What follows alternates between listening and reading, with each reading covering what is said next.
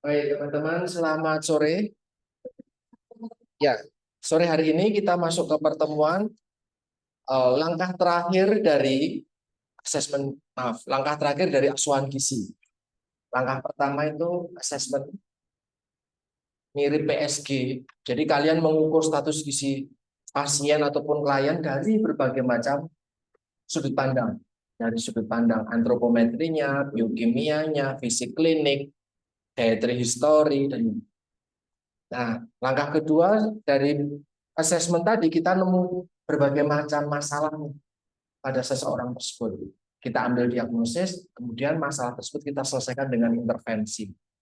Nah, kalau kita sudah melakukan intervensi, mau ngasih diet, nih tak kasih diet, tak edukasi, tak kasih konseling.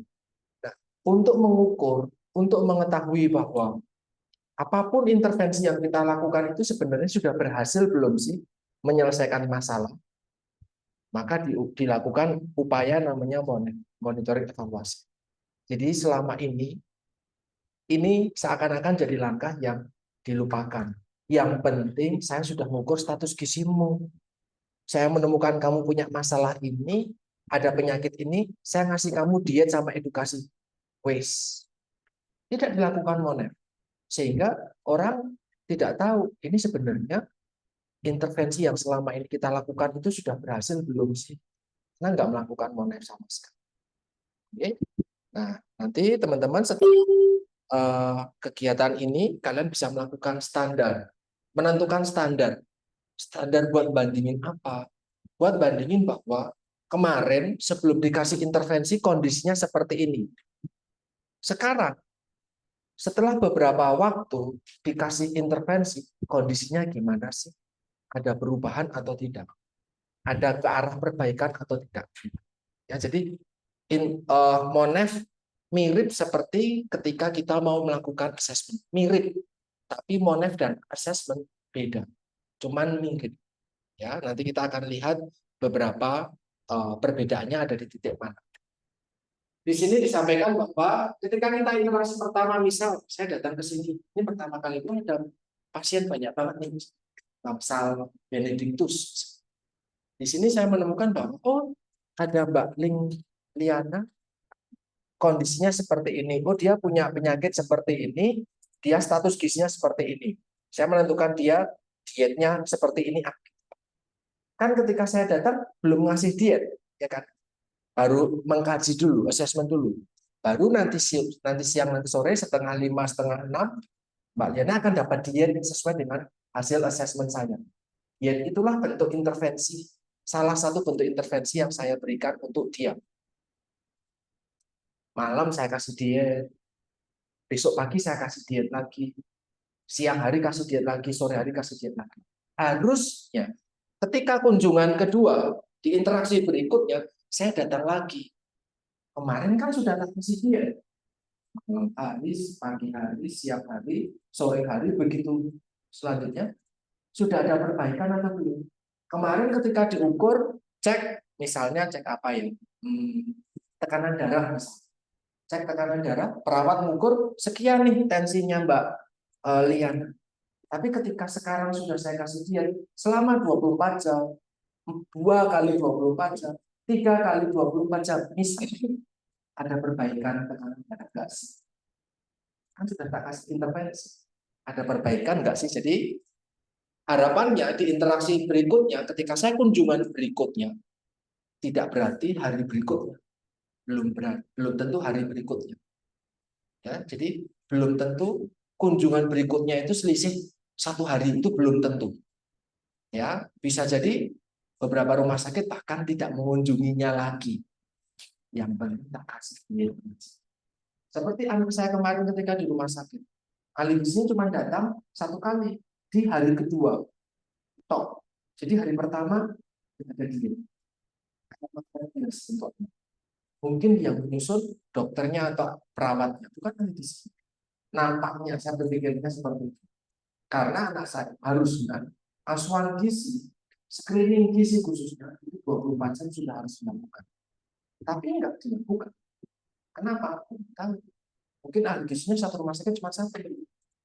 Mungkin perawat mahasiswa, pasien yang dirawat banyak banget. Jadi nggak monitor dengan baik. Ya, jadi itu kelemahannya. Harapannya ketika kita kunjungan kedua sudah ada kemajuan. Oh, tensinya tinggi, gara-gara yes, misalnya turun lagi, jadi turun lagi, jadi ada hasil yang mengarah ke perbaikan. Serta ketika saya melakukan intervensi, saya menentukan besok kalau si intervensi, tujuan intervensinya adalah membantu menurunkan tekanan darah melalui diet rendah natrium. Tujuan tersebut tercapai atau tidak. Gitu ya. Jadi monitoring itu dilakukan untuk melihat apakah ada kemajuan. Mungkin nggak selalu langsung selesai, toh. Apakah ada kemajuan? Setelah ada kemajuan, apakah tujuan utamanya itu tercapai atau tidak? Ya. Nah, ini di sini kita bisa tentukan kalau saya melihat tujuannya adalah terkait dengan penurunan tekanan darah, maka indikatornya tekanan darah, bukan dengan tekanan darah. Ngomong soal berat badan, misalkan saya punya pasien, Mbak, iya, kalau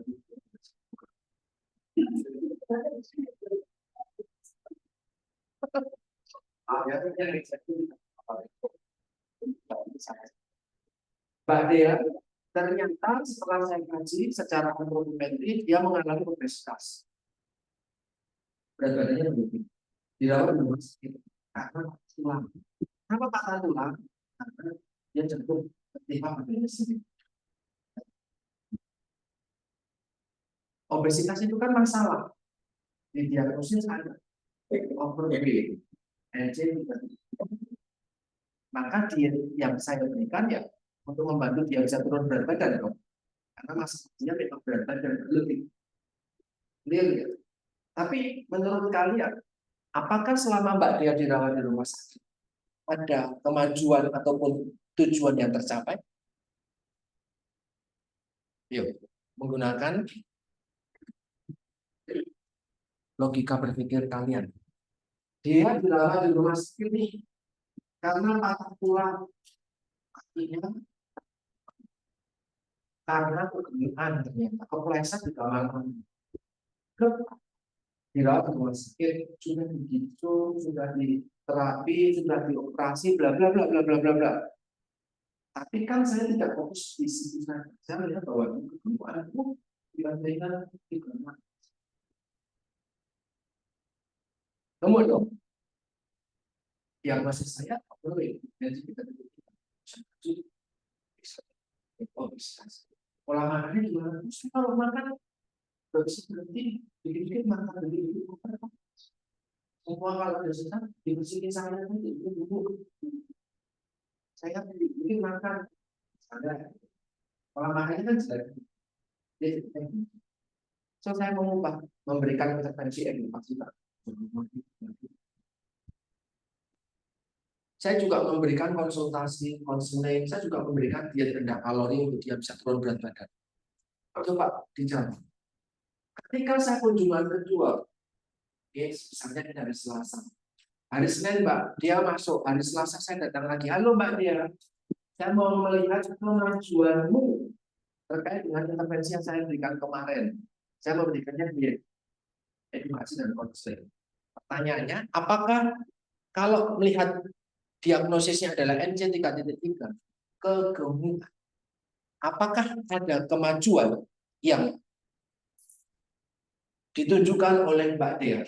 Mungkinkah ada kemajuan? Saya sudah kasih diet rendah kalori, minus 500, 1.500 doang saya kasih. Apakah ada kemajuan yang saya bisa lihat dari Mbak Dea pada kunjungan hari kedua? Gimana, Mbak Lydia? Kenapa? Karena itu kan masalah bukan obesitas. Itu bukan masalah yang diselesaikan dalam waktu semalam saja. Oke. Kira-kira yang saya lakukan untuk melihat kemajuan yang Mbak Dia apa? Kalau mungkin Bapak memberikan konseling, mungkin ya Pak ya. Kalau mungkin juga konseling atau menggunakan prioritas atau apa gitu, kita proses tapi bukan yang gitu kayak hanya jawab singkat saja, mungkin bisa mengatakan dengan tingkat pengetahuannya aja gitu. Tapi kalau memang itu obesitas dengan indikatornya itu dari berat badan itu tidak bisa. Tapi kalau pengetahuan itu masih bisa dengan tes. Gitu Pak. Ini nggak kelihatan sih. Problemnya tadi apa? NC3 itu adalah obesitas. Tanda gejalanya IMD. Jadi diagnosisnya NC3 obesitas. Etiologinya makan, pola makan jelek, misalnya. Etiologinya berhubungan dengan pola makan yang tidak baik. Ditandai dengan apa tanda gejalanya? IMD-nya tadi saya ukur 36. Oke. Nah, ketika saya melakukan monitoring, apa yang saya lakukan? Anda datang untuk memonitor Mbak Dea, apa yang saya lakukan? Intervensinya ngasih edukasi, konseling, sama ngasih diet. Monitoringnya, apa yang saya lakukan? Itu paham. Ke belakang itu cuma gampang banget. Ya. Apa yang saya lakukan? Saya mau memonitoring pasien saya, Mbak Dea. Apa yang saya lakukan ketika kunjungan kedua itu? Untuk memonitor. Apa yang saya lakukan? Mbak PJ,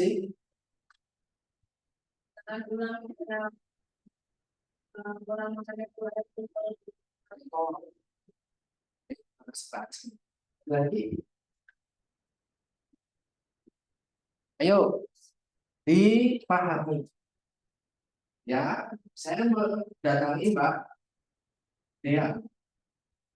Secara antropometri, biokimia, psikologi, dan histori, dari semua indikator, saya menemukan bahwa Mbak Dea secara antropometri obes.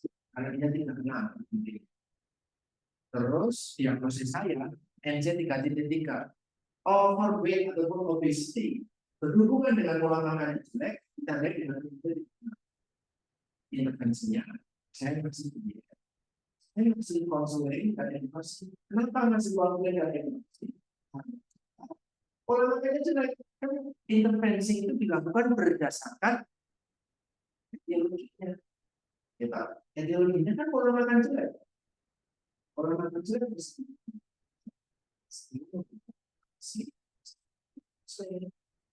iya, saya tidak puas di rumah sakit. Saya juga memberikan diet yang sesuai. Saya memberikan diet, diet kalori misalkan, itu 500 gram. Yes, pagi hari diet siang dapat, sore hari siang dapat. Pagi hari ya jam 7 dapat lagi diet tersebut. Saya jam 8:30 sampai 10 datang lagi. Mau WFA keberhasilan intervensi saya yang dilakukan sejak kemarin. Apa yang saya lakukan? Mbak Ajeng bilang, recall Pak. Oke, saya bantu. Apalagi? Apalagi? Yuk, boleh menjawab. Itu bisa jadi pertanyaan ujian. Ada kasus kondisinya seperti ini, saya akan melakukan recall. Saya akan melakukan monitoring. Apa yang saya lakukan? Itu yang kebanyakan teman-teman jadi salah karena selama ini cuma hafal konsepnya. Oke, ini apa yang saya lakukan untuk memonitoring dan evaluasi? Nah, monitoring evaluasi tujuannya adalah untuk melihat perkembangan. So, apa yang saya lakukan? Ini Pak. Yuk. Ini cuma 22 slide, kurang terima kasih dan judul 20 slide. Simpel. Mbak, natasi. mungkin karena tadi kan harus juga dia itu kayak yang berbeda dengan Pak. Nah, kemungkinan itu bisa sangat mampu Aku teman itu menanyakan apakah memang dia yang klarifikasi maksudnya itu dijalankan dengan baik atau tidak, dan juga apakah selain yang masukan dari komisi itu dia malah ada komisi dari luar. Ketika orang dirawat di rumah sakit, ini yang saya juga ada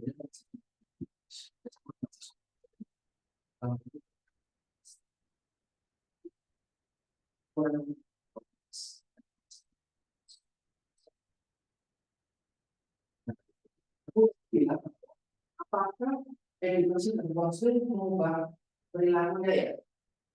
Bukan kan kamu dirawat di rumah sakit hanya bisa duduk. Ya, kalau dia merokok, apakah dia akan merokok di rumah sakit? Dan edukasi kita mengubah perilaku dia.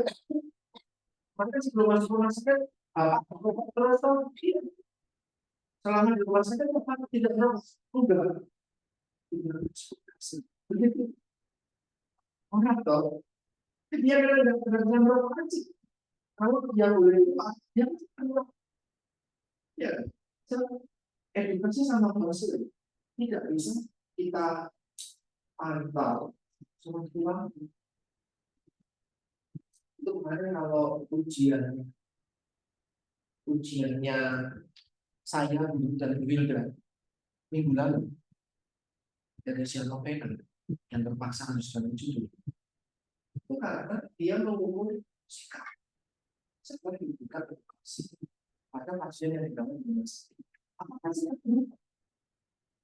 Apa perubahan yang tadinya dia makan soto, makan sop kaki kambing dan yang lain sebelum masuk rumah sakit, dan selama di rumah sakit kita makan itu tidak mungkin kecuali lebaran keluarganya bawa hampir tidak mungkin. So ketika tidak mengonsumsi dianggap berhasil kan kalau berdasarkan mentalitas dia kemarin konsumsi sekarang tidak konsumsi itu berhasil. Tapi apakah itu disebut keberhasilan edukasi dan konseling kita? Jadi tidak bisa banget.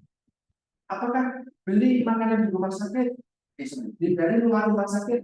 Ya, itu juga bisa dilakukan oleh kita sebenarnya. Tapi apakah berhubungan dengan kondisi kita? Fokus dulu ini yang membuat saya melihat dari tahun ke tahun bertransaksi. Termasuk ada lagi saya berdebat pada kondisi dari rumah sakit karena menurut saya mereka nggak mau menangani online.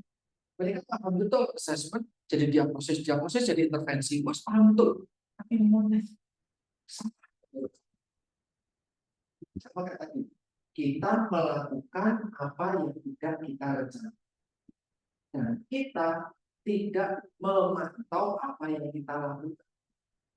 Itu penyakitnya tenaga besi di mana-mana penyakitnya seperti itu. Kalau di sini dituliskan ini sebenarnya sudah ada keynote-nya, sudah ada kata kuncinya. Berfokusnya pada tanda gejala. Tanda gejala itu ada di pernyataan. Di pernyataan apa gizi. Tanda gejala itu munculnya di bagian diagnosis. Kalau untuk kasusnya dia, tanda gejalanya apa? Untuk diagnosis NC3.3, tanda gejalanya adalah IRT. Maka ketika saya kunjungan kedua, yang saya lakukan adalah bukan IRT, bukan melakukan tanya-tanya yang lain. Ini teman-teman, tapi di rumah sakit itu yang dilakukan. Apakah berhubungan dengan problemnya dia NC3.3? Tidak. Tapi kan dia bertanya sembarang. So, itu bukan untuk menguji NC3.3, untuk menguji problem yang lain. Paham? Dan pasti ya, di rumah sakit problem nggak cuma satu. Ada NC3.3. Oh, dia makanya sebarang juga yang muncul NP1. Muncul NP1.1. Nah, mungkin kegiatan tanya-tanya tadi untuk menguji keberhasilan intervensi untuk problem yang lain. Tapi bukan NC3.3. Paham sekarang? Nah, pertanyaannya, apakah Kegiatan monitoring saya dengan mengukur tulang IMT karena problemnya dia NC 3.3 di hari kedua menunjukkan kemajuan dan tujuannya sudah tercapai. Nggak mungkin. Kalau baru kemarin minggu ditimbang, kok saya harus nimbang lagi? Ya nggak mungkin berubah. Apalagi dia sudah dewasa. Kecuali yang kita tangani adalah balita di bawah 6 bulan. Yang mengalami gizi buruk itu harus ditimbang setiap hari. Paham ya? Kamu dewasa? Sudah mungkin. So, kalau dia dirawat karena patah tulang dan obesitas, menurutmu lebih prioritas mana? Urusan penyembuhan luka pasca operasi yang sudah pasti nanti dietnya tinggi protein, yang satunya lagi ngurusi obesitasnya dia, dietnya rendah energi, yang satunya tinggi kalori, tinggi energi, tinggi protein karena dia patah tulang dan harus operasi. Oke. Yang satunya lagi pikiran obesitas, dietnya rendah energi. Paham ya? Satu masalah diselesaikan dengan dia tinggi energi, tinggi protein. Satu masalah dia rendah energi. Menurutmu lebih prioritas mana?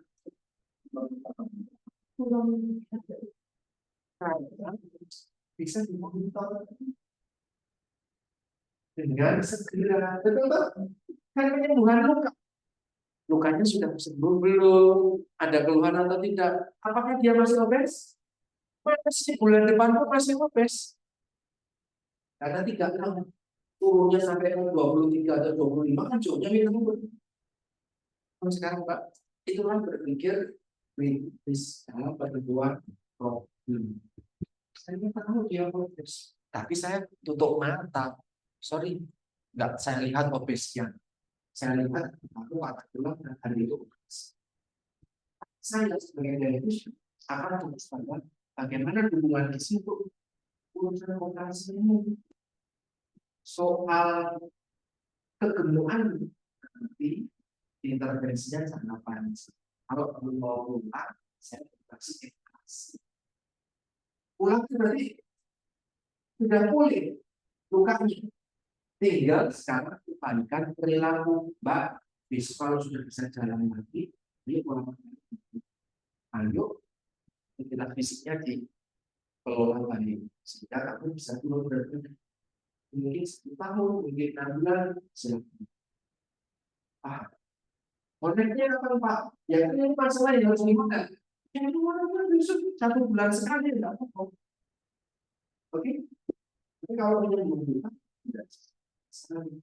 Nanti setelah pulang dari rumah sakit, dia harus datang lagi untuk cek luka, ganti perban, bla. Paham?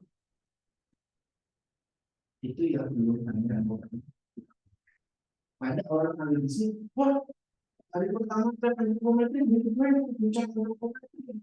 Habis itu harus dilakukan semuanya. Kalau tanda gejalanya tidak mengarah ke habis sendiri, bisa. Antropometrinya oke, biokimianya oke, psikologi itu hanya pola makan jelek. Yang nggak perlu dilakukan. Tanda gejalanya nggak ada soal antropometri kok. Oke?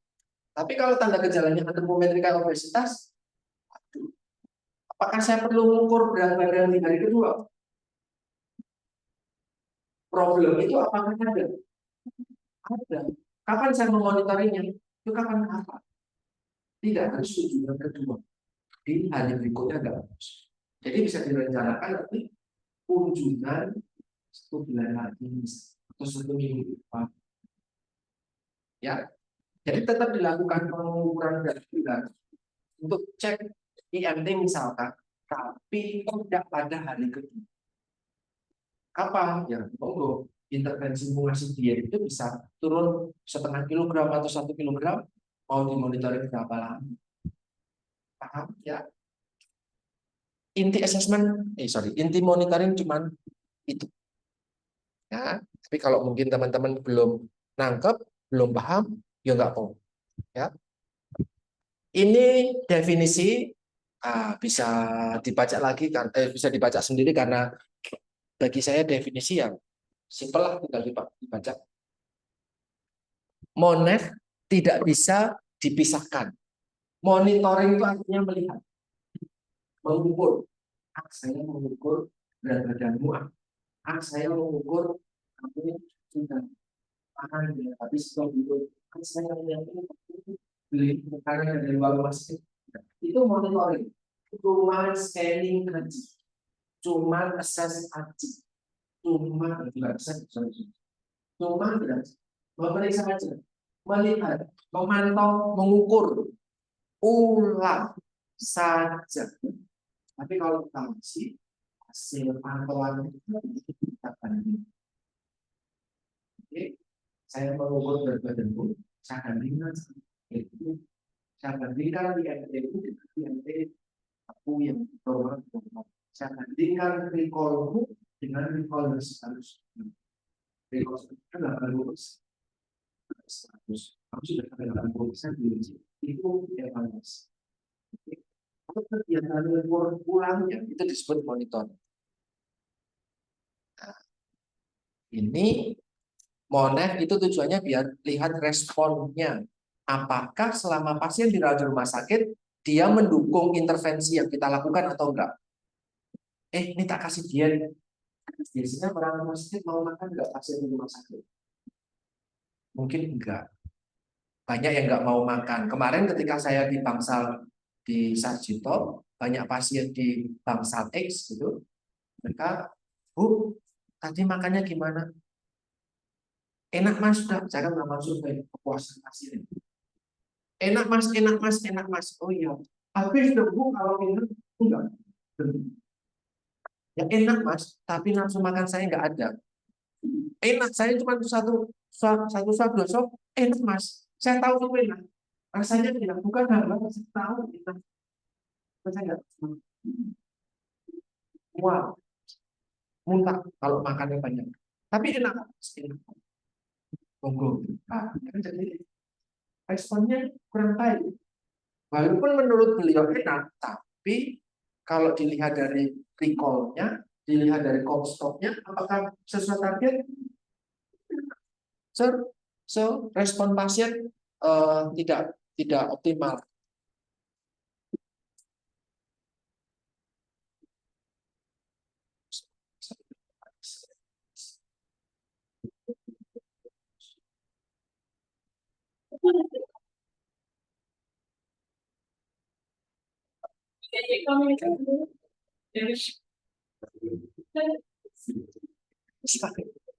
Sangat banyak kegiatan sampai arisan enggak tahu. Ini kalau istri saya tahu, tapi udah dapat arisan. Oke. Nah ini nanti ini yang penting. Saya kasih warna merah, saya kasih notes kuning atau abu-abu itu dari suatu informasi yang perlu pahami. Ya, intervensi itu nanti apakah intervensi yang kita lakukan itu sudah memecahkan problem, menghilangkan etiologi atau mengendalikan tanda gejala atau meminimalkan tanda gejala. Ini penting. Nah, kalau kita bisa melakukan monef yang baik, nanti kita bisa menyimpulkan bahwa pasien ini sudah sesuai target. Jadi teman-teman kalau dari kasus mungkin akan lebih mudah memahami. Sumber data ketika kita melakukan monitoring sama persis ketika kita melakukan di awal ketika dia datang dan dirawat, dia tuh takutnya tentu nggak bisa bangun toh, mengukur berat badannya. Anak mau nggak mau dilihat aja sudah obes, lagi cukur kan nggak gitu. Tapi kan nggak mungkin sambil kita lihat nggak menutup mata, nggak kurus banget kok. Mana aja sudah melihat dia obesitas. Tapi kan kita tidak bisa secara visual sudah gemuk, kita nggak. Harus diukur. Tapi bagaimana caranya? Mbak Dea, Mbak, izin ukur berat badan. Nggak bisa bangun, Pak. Gendong. Bisa concern. Bagaimana cara dari yang kita sudah lihat kalau dia obes. Tapi kita bisa dia bangun. Apa yang kita lakukan? Hari pertama nih, ini di assessment. Kita sudah tahu sudah masuk dia obes.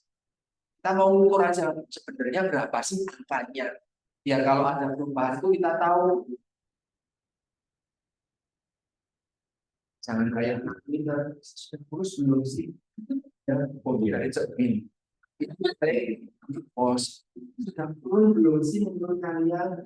Ya kan? Kita nggak bisa lah pakai visual. Matamu kan menipu. Bahkan kamu pengen hasil kok kan gitu. Kalau mau ukuran dari cermin ke sini, majunya, menurutnya cahayanya dan derajat terhati, sudah gemuk. Kalau dulu kami sentikan lengannya dari kaca dari gambar 1 senti, setengah senti. Oh lebih kurang sekarang. Kan nggak bisa. Harus diukur ke KPKP. Bagaimana saya mengukur dia? Kalau secara fisik sudah kelihatan dia obes, tapi kan saya butuh angka. Bagaimana? Hah? Tanya, ukur nilainya. Ketemu nilai. Terus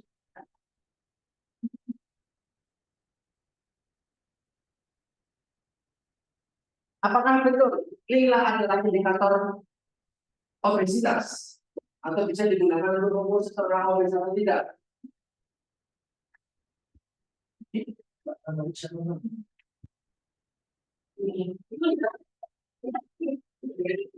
Oke.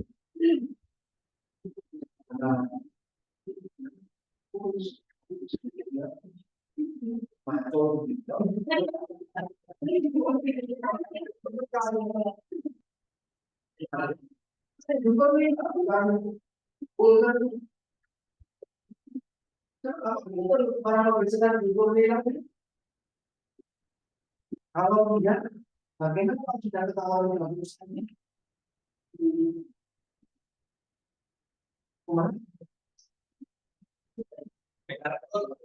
Lingkar perut. Gimana ukurnya lingkar perut, Mas? Biar dia tahu. Biasanya dapat info. Saya biar untuk bisa menjadi tanda kerja, bukan pakai foto real, foto ponsel kan nggak bisa berpakai, nggak bisa diukur perubahan. Iya caranya. Itu tidak bisa kayak GMD, tapi nanti bisa lebih ke standar kita dengan salah namanya, tapi kan perempuan gitu ya tadi. Jadi pas perempuan berarti bisa diukur apa hasil 85 cm atau misalnya besar 95 cm itu jadi kata total 95 cm. Tapi dari situ bisa dikatakan obesitas. Oke, dengan untuk ya berat kembali itu bisa dia tolong ambil sebentar. Saya mau jangan kita di pasien. Semua informasi di tentang itu ya tunggal ini percaya. Jadi makanya praktik itu penting. Ya, karena kalau kamu ketemunya orang yang normal-normal aja ya oke-oke kan cara pengukurannya kamu berdiri jauh.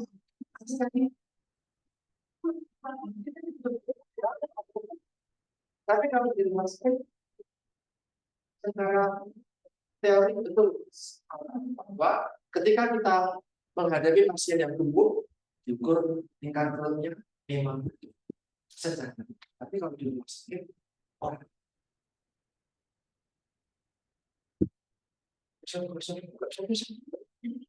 Kayak dapat pasien, kalau kembali pasien salah satu kampus kena serangan jantung, gurunya minta, Pol sampai bednya itu turun, gemuknya minta, saya nggak bisa ngukur lingkaran perutnya, metilin saya nggak cukup. Metilin itu cuma 1,2 sampai 1,5. Apalagi kalian pekalnya cuma meteran wong jahit. Tarik dulu.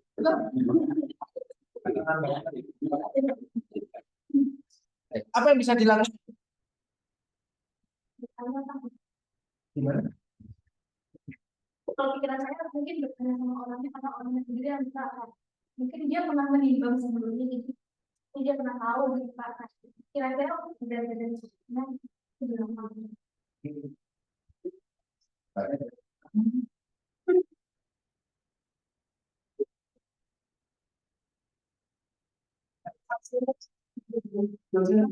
Pasiennya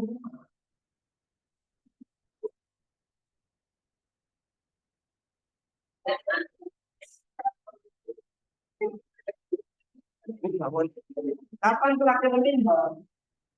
Kapan terakhir menimbang? Menimbang. Kan saya tidak kurang itu. Apa? Baca tinggi lutut. Apakah tinggi lutut untuk mengukur berat lutut mungkin?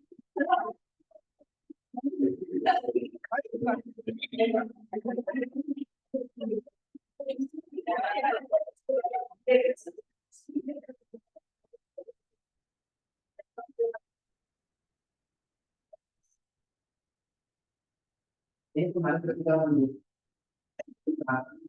si banyaknya mendeteksi di sini kita bicara lebih dalam dan aku respon kan kalau kita pasti teori-teori ini yang kita bisa mereka bisa baca sendiri. Kita menyampaikan kemungkinan luar biasanya ada. Tapi tidak ada jadi tidak. Yang bisa dilakukan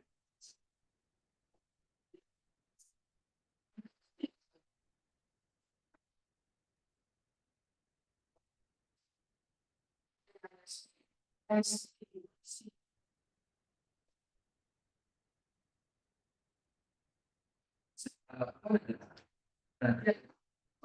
badan estimasi kan juga nggak bisa diukur tinggi badannya. Mbak Cantika bilang pakai tinggi lutut, nggak bisa pakai tinggi lutut dan alatnya nggak pakainya boleh masih tinggi badan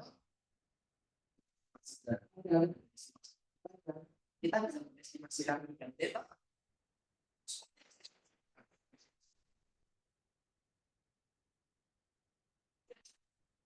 ekspresinya yang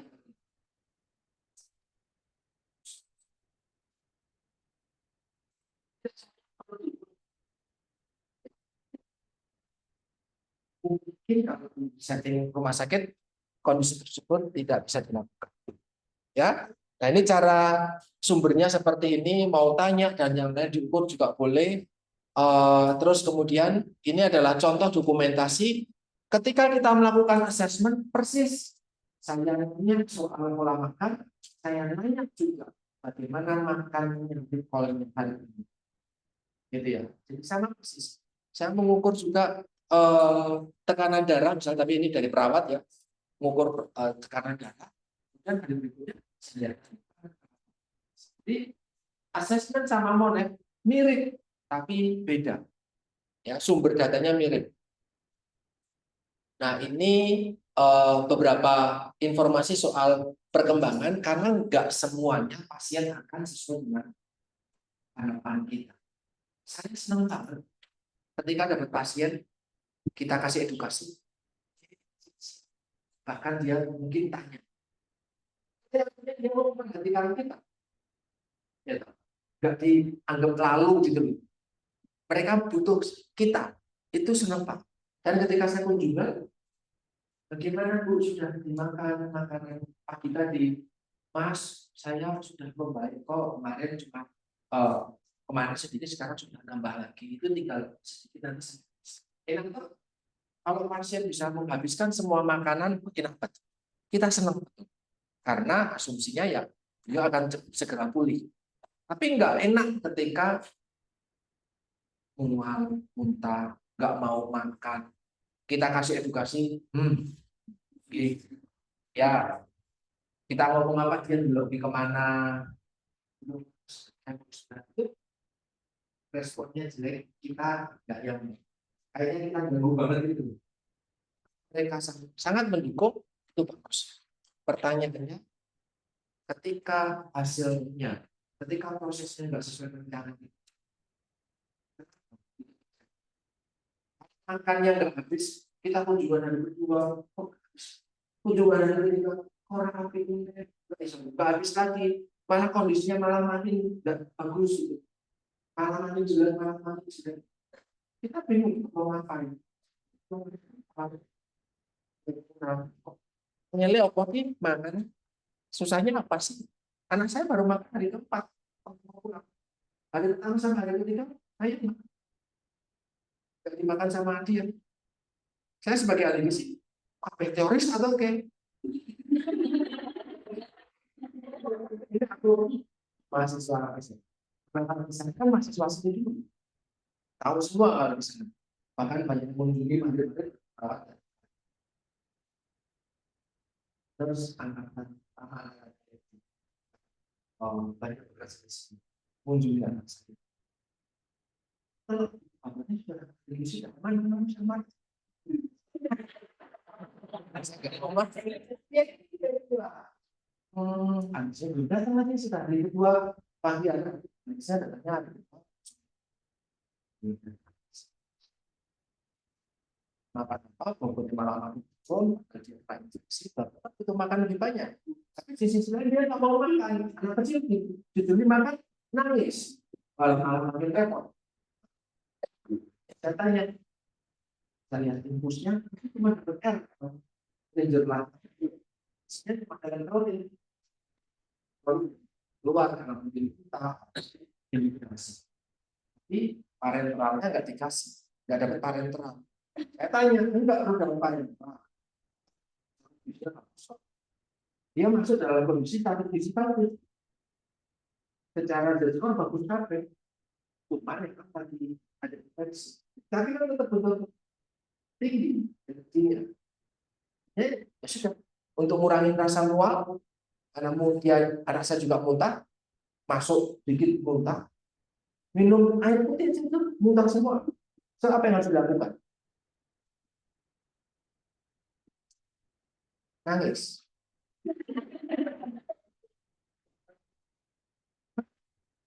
Ya, ketemu anak kecil 3 tahun, langsung makan hilang. Siapa pun salah satunya dengan anoreksia, sepatutnya anoreksia. Mau makan, apa yang dilakukan? Makan di luar, apa yang dilakukan? Sebagai edukasi, dia itu, dia itu, dia apa? Ketemu anak yang muntah-muntah terus,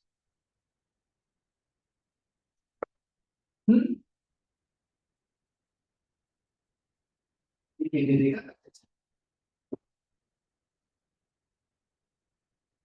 kan diajari dia jauh gitu. Salah satunya diprediksi sekitar ibu hamil. Bicara soal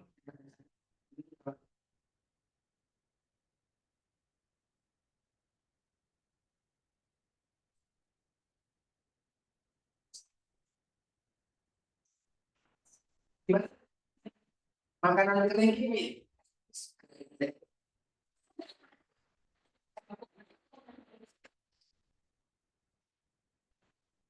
yang bukan yang bahasa gitu.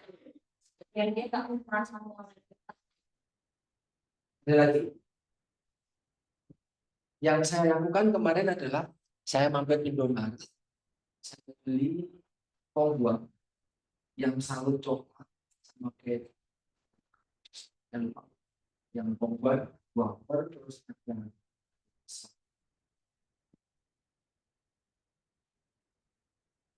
ada saya lihat satu kalori satu bungkusnya kalorinya hampir 110-an kalori. Untuk kali ini tak kasih mau nggak jajan? Saya lihat mau dia lapar mau nggak mau dia lapar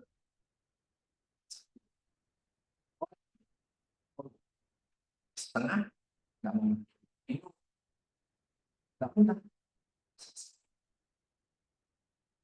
aku makan mau kawalan dengan porsi habis di sini nih kuliahnya di mana tidak ya ini kok nggak mau makan bapaknya masih tahu terpaksa karena saya makan biskuit 3 kali atau 4 kali tidak enggak karena malu terus karena dia masuk dalam kondisi tidak harus kondisi tapi ada risiko karena memang uang tak ada yang memberikan intervensi kan tidak punya visi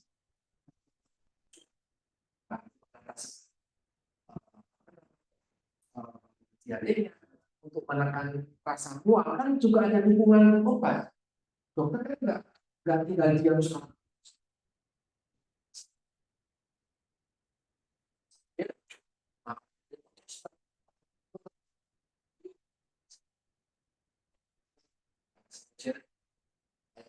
oh kali-kali juga tuh waktu sini kalau yang lain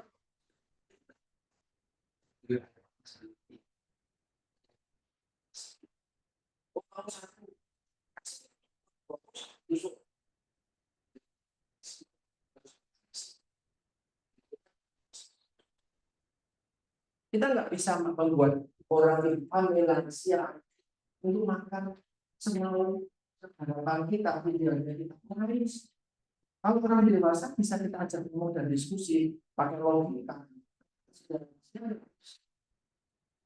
harus benar kalau di lapangan teman-teman tidak bisa menggunakan yang benar-benar harus bermain baik.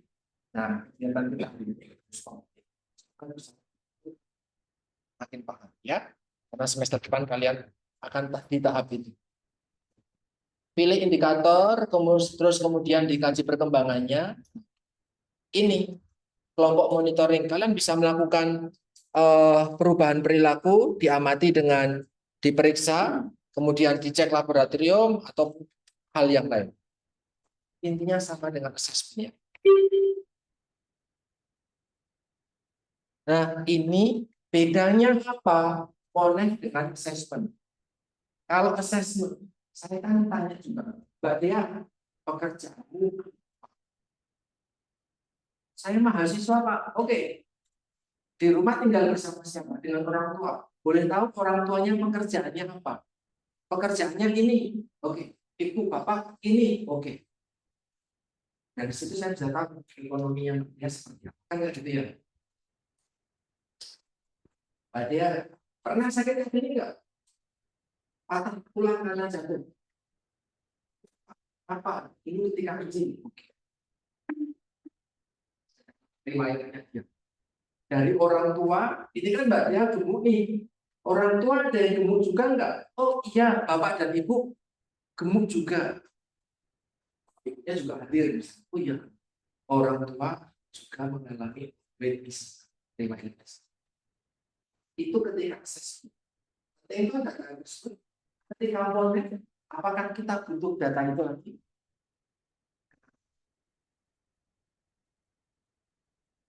Itu enggak bakal berubah, tapi jawabannya bukan itu. Kita nggak butuh data itu lagi, betul. Kita nggak butuh data itu. Tapi kenapa kita nggak butuh data itu? Pak, ayo. Oh, obesitas juga nih orang tuanya. Oh, dari maaf ya, ekonomi menengah ke bawah nih. Dapat makanan apa dimakan, dapat makanan apa dimakan, harganya apa dimakan dan yang jadi obesitas. Oh, ekonomi menengah ke bawah. Oh, orang tua berpendapatan rendah. Orang tua juga obesitas. Itu masuk ke riwayat. Oh, dia pernah patah tulang juga ketika usianya kecil karena obesitas juga. Tapi itu sudah 10-15 tahun yang lalu. Kita mau melakukan monitoring. Saya jawabannya adalah kita nggak butuh data itu.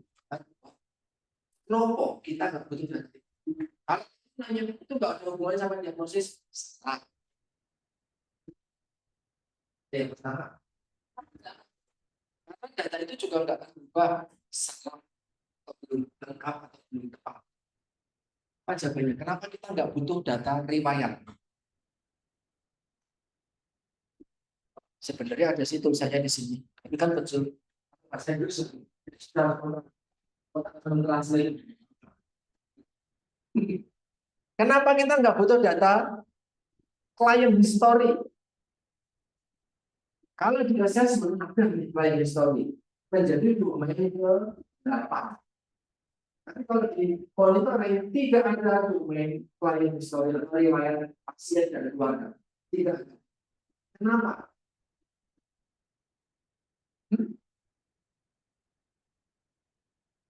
Kenapa monitoring tidak mengukur client history? Sekarang ini Anda mau nyoba.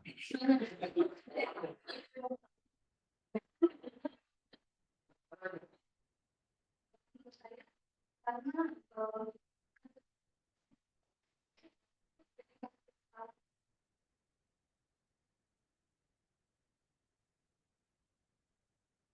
Giveaway nilai atau mas plus 0, itu kan 1,0. 1,0 itu wow, 1,0 giveaway. Yuk, giveaway ini lagi dibuka untuk 3 menit. Semuanya berhak, tapi duluan. Jawabannya memang tidak perlu. Tapi kenapa? Karena saya jawab wish. Nah, di kesempatan hanya 1 kali. Aku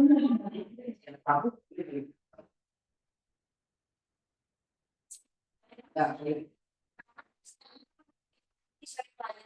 itu akan masuk ke jadi di bagian yang nggak pernah jadi masuk ke bagian seksi tamu.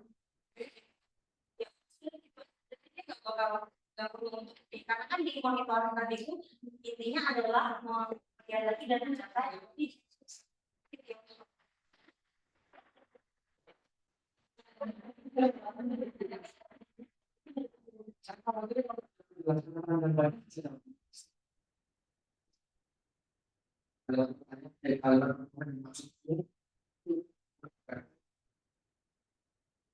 ayo, 2 menit lagi. Naik dari 1,5. Ambil 100. Ayo, kemana nih? Apa sih caranya lurus? Mbak, Mas. Saya indikator yang kayak data tadi enggak adalah tujuan koneksi tercapai sebenarnya kayak itu indikator atau data yang sudah sampai. Jadi kayak misalnya perubahan BP nggak bakal tanya itu ke arah ekonomi keluarga. Jadi kakak BP-nya berapa, mungkin BP-nya. Dan 2 menit kurang. 1,5 lumayan.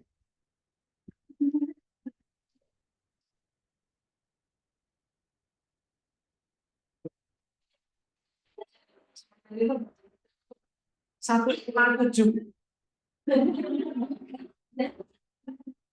Kita pertemuan terakhir ini soal materi. Oke, tidak ada nih. 1,5 menit lagi.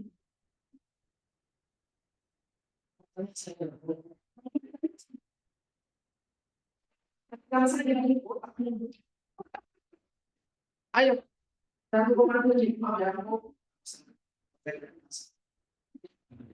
Ayo, kenapa client history domainnya tidak ada?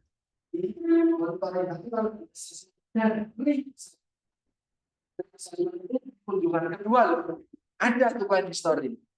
Tapi kalau saya datang untuk apa? Untuk reassessment. Oh, aku karena client history. Saya datang untuk apa? Monitoring. Oh, tidak ada client history, gitu ya. Kunjungan kedua, kunjungan ketiga. Ini yang membedakan betul. Mana sama assessment dan fix. Raise your hand if you want to try to get 1.7 to gain your grade. Anyone? Mas?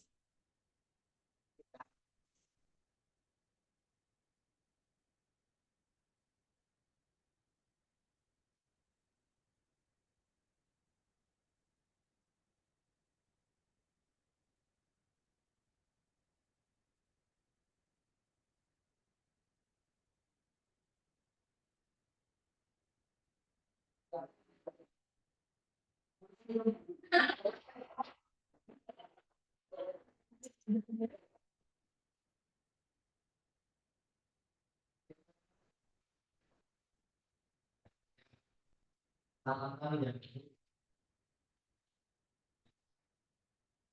membuat diagnosis dan selanjutnya itu diintervensi. Betul. Di bagian monitoring dan evaluasi itu tidak membutuhkan client history, tapi hanya di bagian intervensinya. Terus biasanya semakin menjelaskan semakin bingung, makin bingung dan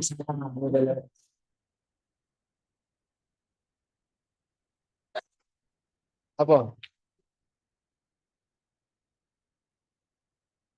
Ini ibarat balapan udah mau ke finish tapi nek Google rasih finish. Wes? Wah, waduh. Padahal nganu loh, ada bau-baunya. Tapi maaf Mas, jadi salah. Yuk, saya naikkan jadi 2.0. Terus jadi 12.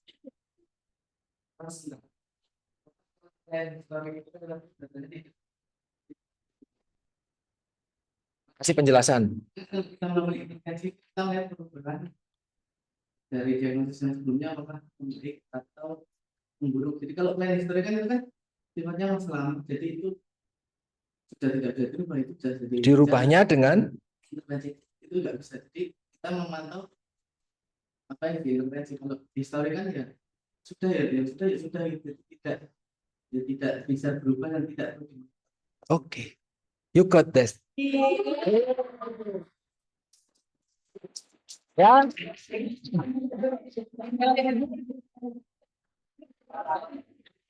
Ini kan saya ketika penilaian.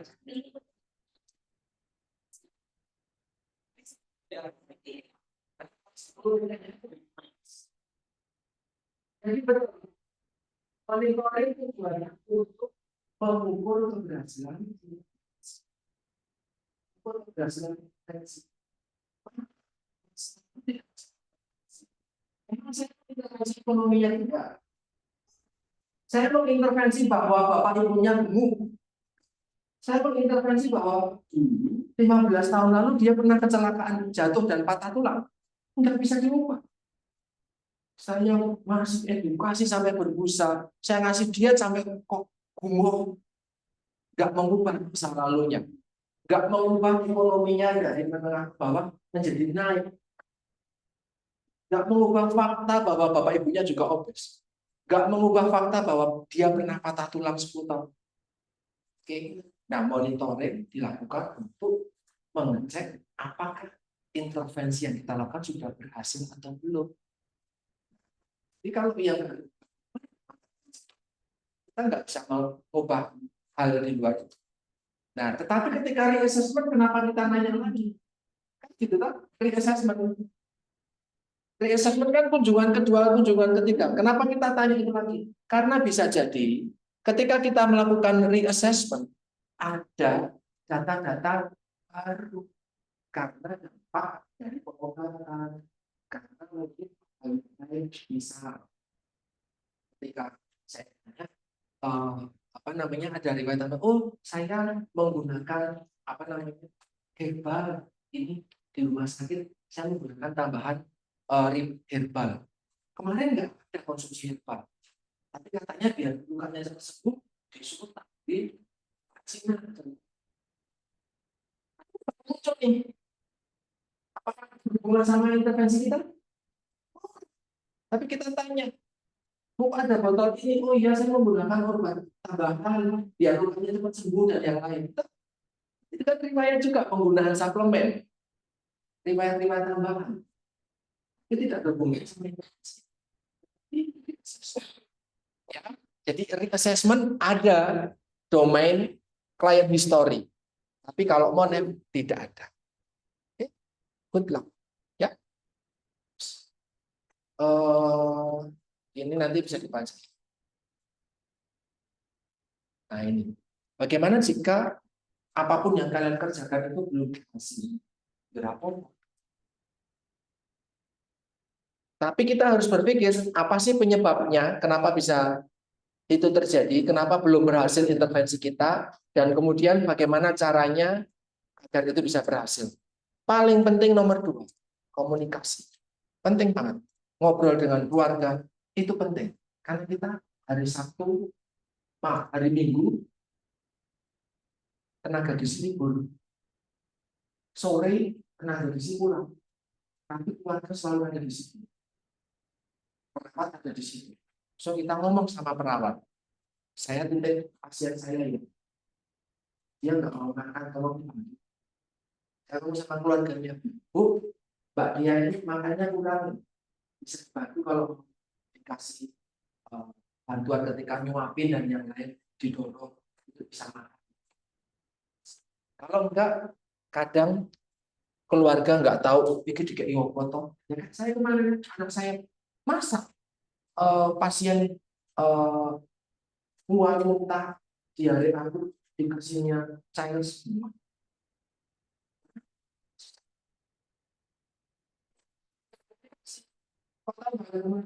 Sudah 2 hari alergisnya belum datang, belum menjelaskan dietnya. Pun ketika dia datang cuma ngomong sudah dihabisin atau belum? Kok nggak habis? Tolong dong dihabisin kan bapaknya terus. Ya, tahu ya. Itu yang terjadi.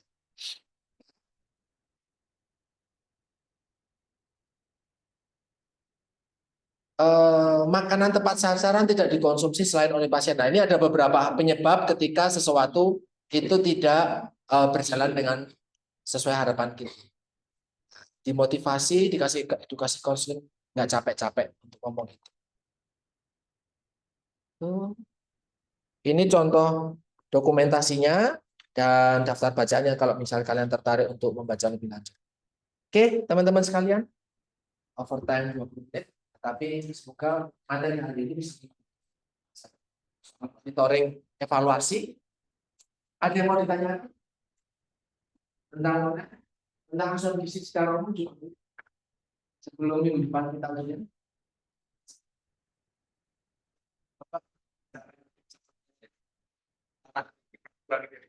Saya penasaran dengan IMT itu apakah stoknya ada orang yang nggak punya aktivitas kalau gitu.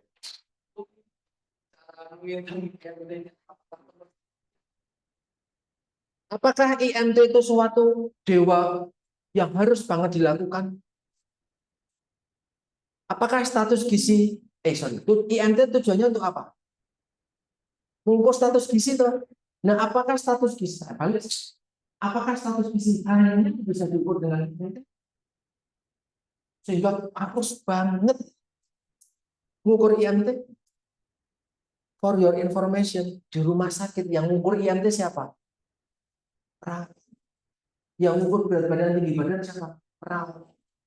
Ketika hari pertama dia masuk Berat badannya berapa, Mbak?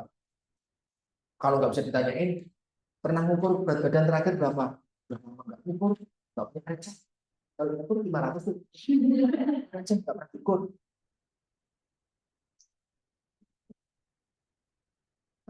Itu kan berbaring. Kesakitan tuh. Itu yang dilakukan. Padahal kamu belajar, oh kan, berdiri, 2 menit, nempel di dinding gitu kan. Cuma gitu. Nah, jadi, makan perawat di rumah sakit dia pakai lihat tadi mau. Ya ini benar, kalau ini kan 20 sentian. Ini kan bisa ada kata-kata itu kalau ya, kalinya gede. Akhirnya status gizi seperti tadi saya membuka kelas ini, status gizi itu diukur antropometri, ya. Tapi status gizi juga bisa diukur lewat biokimia, bisa lewat physical clinic, bisa lewat dietary history juga. Bisa dapat status gizi. Dan status gizi bukan cuma gemuk, kurus, normal. Banyak banget. Oke? Sehingga itu tidak menjadi kewajiban yang harus banget diukur. Pakai estimasi bisa. Tapi kalau nggak bisa diukur, ya bisa. Memang tidak bisa dibaca. Status gizi yang bisa kamu. Maka di assessment domain utama yang saya ajarkan adalah yang pertama, domain assessment yang paling utama untuk kita kuasai banget adalah data. Kalau saya dulu dididiknya A, B, C, D, R, kita itu biokimia, clinical finding, baru diet, baru riwayat. Tapi saya ngajari kalian bukan D, A, B, C, R, dan 3 domain tambahan. Artinya apa? Paling pertama diet dari histori. Karena perawat tidak bisa psikolog. Perawat tidak bisa put questionnaire kuantitatif. Perawat tidak bisa ngomong, tidak mempelajari itu detail. Tapi kalau antropometri, wah dia lebih paham. Kamu mau mengukur berat badan ketika pasien datang jam 12 malam? Lagi anak tidur, dibangunin hanya untuk ukur berat badan. Ya udahlah.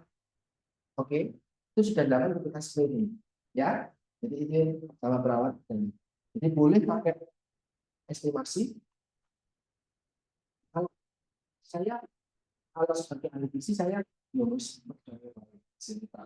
tidak perlu ngukur ulang kabeh ngukur itu ngarang kabeh angkanya cantik semua 50 60 65 55 tinggi badannya 150 160 165 170 angkanya cantik-cantik. Apakah berat badan dan tinggi badan kalian segitu cantiknya?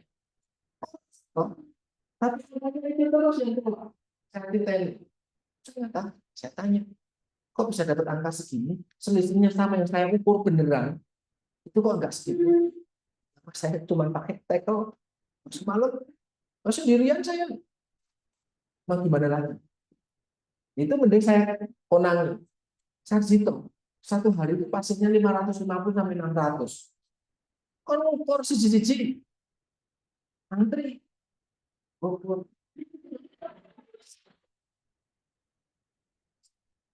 Oke. Tapi kalau untuk mengkaji recall mungkin bisa satu persatu. Walaupun itu teks. Oke, Mas.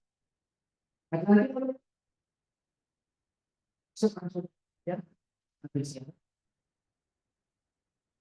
Pertanyaannya sudah. Ya. Jadwalnya saya sudah mengambil tapi belum lihat Pak. Nanti saya. Ada yang mau tanya sebelum kita tutup kelas sore hari ini? Sudah? Sudah ya. Jadi terima kasih atas perhatiannya. Kita masih punya kelas lagi Mbak Aceh. Saya mau deskripsi. Kamis Jumat. Rabu tidak bisa. Kamis tidak bisa. Jumat tidak bisa. Tapi Selasa besok saya.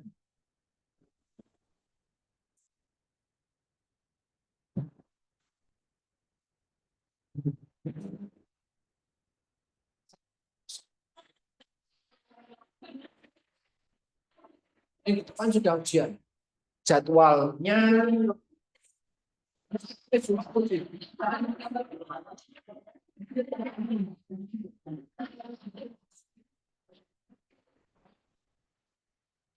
Saya tutup dulu ya di recordingnya ya. Ini untuk terima kasih teman-teman, selamat sore.